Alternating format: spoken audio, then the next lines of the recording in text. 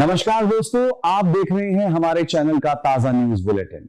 आज की बड़ी खबरों में बिहार में एनकाउंटर को लेकर सियासी घमासान, महाराष्ट्र में उद्धव ठाकरे की पार्टी को एक और बड़ा झटका और ईरान को लेकर ट्रंप की सबसे कड़ी चेतावनी। अब तक पूरी खबर के लिए बने रहिए हमारे साथ।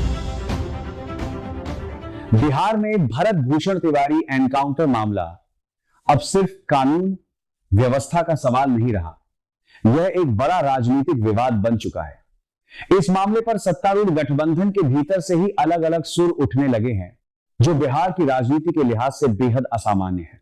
बिहार के उप मुख्यमंत्री और भाजपा नेता सम्राट चौधरी ने इस विवाद पर अपना पक्ष साफ कर दिया है। उन्होंने कहा कि जिसे जो भी करना हो वो करे, लेकिन बिहार सरकार अपराधियों के मामले में किसी के साथ कोई नरमी नहीं बरतेगी। हालांकि उन्होंने सीधे तौर पर इस एनकाउंटर का नाम नहीं लिया, लेकिन उनके बयान का संदेश एकदम स्पष्ट था। पुलिस की कार्रवाई को वे गलत नहीं मानते। दूसरी तरफ गठबंधन के एक और बड़े घटक यानी जनता दल यूनाइटेड की तरफ से बिल्कुल अलग आवाज सुनाई दी। जदयू कोटे से मंत्री अशोक चौधरी ने दोषी पुलिस अधिकारियों के खिलाफ सख्त कार्रवाई की मांग की और सरकार पर सीधा सवाल उठाया। इससे भी बड़ी बात यह रही कि जदयू के राष्ट्रीय कार्यकारी अध्यक्ष संजय झा ने भी इस एनकाउंटर की परिस्थितियों पर गंभीर सवाल खड़े किए।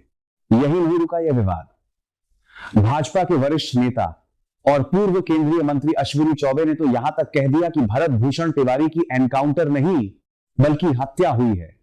अपनी ही सरकार के शासनकाल में अपनी ही पार्टी के नेता का ऐसा बयान राजनीतिक हलकों में चर्चा का बड़ा विषय बन गया है। यह मामला इसलिए भी पेचीदा है क्योंकि गठबंधन के भीतर भाजपा और जदयू की सोच इस पर एकमत नहीं दिख रही। एनडीए की राज्य सरकार के लिए यह स्थिति असहज है। एक तरफ उप मुख्यमंत्री पुलिस का बचाव करते दिख रहे हैं। महाराष्ट्र की राजनीति में एक बार फिर भूचाल आया है। उद्धव ठाकरे की शिवसेना यूबीटी को एक ऐसा झटका लगा है जिससे उबरना उनके लिए आसान नहीं होगा।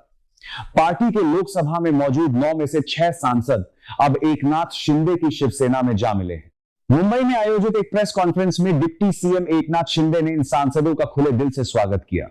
उन्होंने माहौल को हल्का बनाते हुए मजाकिया लहजे में कहा कि शिंदे की शिवसेना में अब कई संजय हो गए हैं और एक नई ट्रिपल संजय की तिकड़ी भी बन गई है।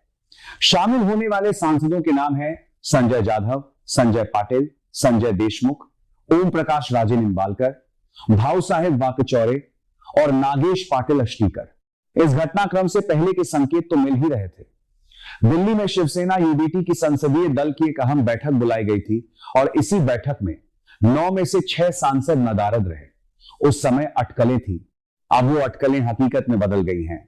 बाद में इन्हीं 6 सांसदों ने लोकसभा अध्यक्ष ओम बिरला को पत्र लिखकर खुद को अलग संसदीय समूह के रूप में मान्यता देने की मांग की। कानूनी नजरिए से देखें तो इन सांसदों ने दल बदल विरोधी कानून की तलवार से भी खुद को बचा लिया। कानून यह कहता है कि किसी दल के कम से कम 2/3 सांसद अगर साथ आए तभी उन्हें दल बदल का दोषी नहीं माना जाएगा। 9 में से 6 यानी ठीक 2/3 से ज्यादा, इसीलिए ये सांसद अयोग्यता से बच गए।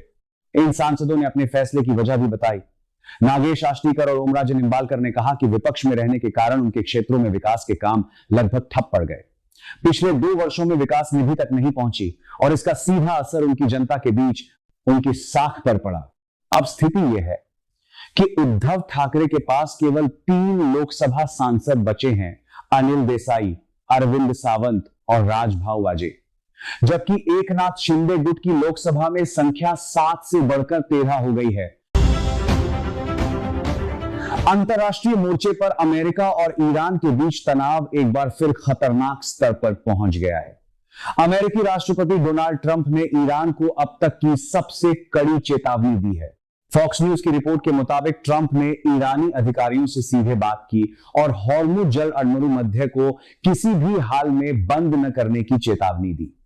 उन्होंने कहा कि अगर ईरान ने यह गलती की तो उसके इतने गंभीर परिणाम होंगे कि ईरान जैसा कोई देश बाकी नहीं रहेगा और वहां के अधिकारी अपने देश वापस लौटने के काबिल भी नहीं रहेंगे। गौरतलब है कि यह चेतावनी ऐसे वक्त आई है जब दोनों देशों के बीच परमाणु कार्यक्रम और क्षेत्रीय तनाव को लेकर स्विट्जरलैंड में बातचीत के अगले दौर की तैयारी हो रही है। ईरान का प्रतिनिधिमंडल पहले ही जिनेवा पहुंच चुका है। अमेरिकी उपराष्ट्रपति जेडी वेंस भी वहां पहुंचे। ट्रंप ने अपने social media platform truth social पर पोस्ट कर यह भी आरोप लगाया कि ईरान लेबनान में सक्रिय कुछ संगठनों को आर्थिक मदद दे रहा है जो क्षेत्र में अस्थिरता फैला रहे हैं। उन्होंने चेतावनी दी कि अगर यह जारी रहा तो अमेरिका पहले से भी अधिक शक्तिशाली जवाब देगा। एक दिलचस्प पहलू यह भी है कि इन वार्ताओं में पाकिस्तान मध्यस्थ की भूमिका निभा रहा है।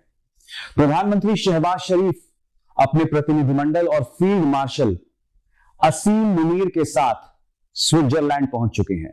स्विट्जरलैंड के विदेश मंत्रालय ने पाकिस्तानी दल का औपचारिक स्वागत किया है। यह था आज का न्यूज बुलेटिन। बिहार में एनकाउंटर विवाद, महाराष्ट्र में उद्धव गुट की बड़ी टूट और अमेरिका ईरान के बीच बढ़ते तनाव पर हम आगे भी आपको अपडेट देते रहेंगे। चैनल को लाइक और सब्सक्राइब करें और घंटी दबाना न भूलें ताकि हर जरूरी खबर सबसे पहले आप तक पहुंचे। धन्यवाद।